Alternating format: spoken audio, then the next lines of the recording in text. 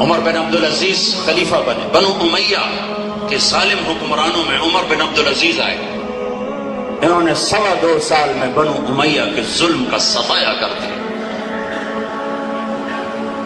اور 3 بر اعظم میں زکوٰۃ لینے والا ایک آدمی نہ بچا۔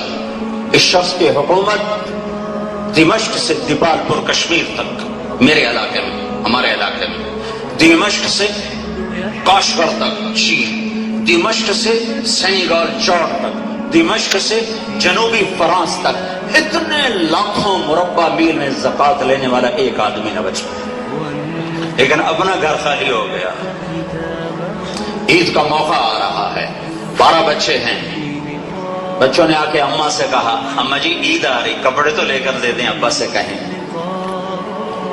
تو فاطمہ بنت عبد الملک جیسی خاتون سیاسی لحاظ سے ابھی تک تو پیدا نہیں ہوئی، بعد میں شاید پیدا ہو جائے، کہ یہ خاتون 7 نسبتوں سے شہزادی، اس کا دادا بادشاہ بنا، خلیفہ بنا، اس کا باپ خلیفہ بنا، اس کے 4 بھائی خلیفہ بنے، اور اس کا خامد خلیفہ بنا۔ یہ خاتون 7 نسبتوں سے ملکہ اور شہزادی بنی ہے، آج تک کوئی خاتون ایسی نہیں آئی۔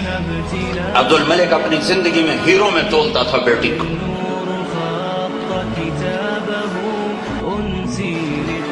عمر آئے شام کو گھر، تو بیگم نے کہا کہ عید آ رہی ہے، بچے کپڑے مانگ رہے ہیں۔ تو عمر فرمانے لگے فاطمہ میرے پاس تو پیسے نہیں، میرے پاس تو پیسے نہیں، اور 3 بر اعظم میں زکوٰۃ لینے والا کوئی نہیں ہے، اور کیا کہہ رہے ہیں کہ فاطمہ میرے پاس تو پیسے نہیں۔ تو فرمانے لگی پھر بچوں کا کیا کریں، میرے پاس تو کوئی حل نہیں ہے۔ تو تھوڑے دیر بعد بیگم نے کہا میں ایک آپ کو ترکیب بتاتی، کہا آپ ایسا کریں اگلے مہینے کی تنخواہ ایڈوانس لے لیں، اس سے میں کپڑے سی لوں گی، اور جو گھر کا خرچہ ہے میں کوئی اون صاف کر کے، کوئی گھر میں کوئی بیٹھ کے مزدوری کر کے چولہا میں چلا لوں گی، وہ آپ میرے اوپر چھوڑ دیں۔ کہنے کہا یہ ٹھیک ہے۔ تو باہر نکلے، ان کے خزانچی تھے مزاحم، اسے بلایا، کہا بھائی ہمیں اگلے مہینے کی تنخواہ ایڈوانس چاہیے، ہم نے بچوں کے کپڑے بنانے ہیں۔ تو مزاحم نے کہا امیر المومنین آپ مجھے لکھ کر دے دیں کہ آپ 1 مہینہ زندہ رہیں گے، میں تنخواہ دے دیتا ہوں۔ تو عمر خاموش ہو گئے اور اٹھ کر آئے اور اپنی بیگم سے کہا فاطمہ میرے بچوں کو کہہ دینا میں کپڑے نہیں دے سکتا۔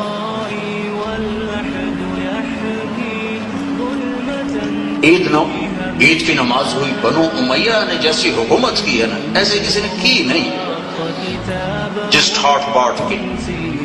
تو سارے سرداران ملنے آئے، تو بیٹے بھی آئے وہ اسی پرانے کپڑوں میں۔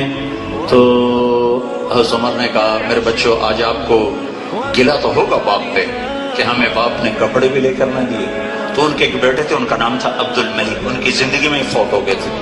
وہ کہنے لگے نہیں ابا آج ہمارا سر بلند ہے کہ ہمارے باپ نے خیانت نہیں کی، ہمارے باپ نے خیانت نہیں کی۔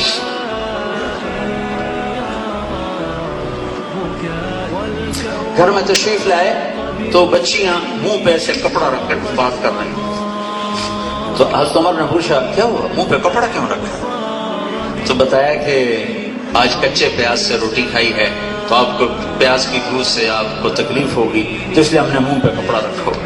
تو حضرت عمر رونے لگے، کہا بیٹیو کوئی باپ اولاد کو دکھ دے کے راضی نہیں ہوتا، میں تمہیں بڑے اچھے کھانے کھلا سکتا ہوں لیکن میں تمہاری خاطر جہنم کی آگ نہیں خرید سکتا۔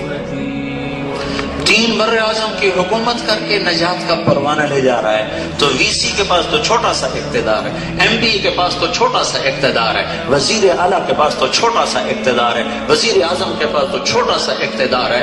آج کا اقتدار تو بہت معمولی ہے، اس میں ہم کیوں نہیں اپنے مالک کو ڈھونڈ سکتے اور راضی کر سکتے؟ سیکھا نہیں، ارادہ نہیں۔ تو بھیجا ان کو قبر میں اتارا، تو رجا ان کی قبر میں اترے، وہ وصیت کے مطابق کفن کی گرہ کو کھول کے دیکھا تو فرمایا رجا نے میں نے دیکھا چہرہ قبلے کی طرف تھا اور یوں لگ رہا تھا جسے 14ویں کا چاند قبر میں اتر آیا۔ اپنے نبی کی زندگی لائیں گے تو ہمارے مسائل حل ہوں گے۔ صرف یہ 3 چیزیں معاشرے سے نکال دیں، یہ حکومت نہیں نکال سکتی. آپ ہمارے بچے ہو, ہماری نسل ہو, ہمارا سرمایہ ہو. کم از کم تم جو اندر اور باہر بیٹھے ہو, ظلم سے توبہ کرو, جھوٹ سے توبہ کرو, خیانت سے توبہ کرو.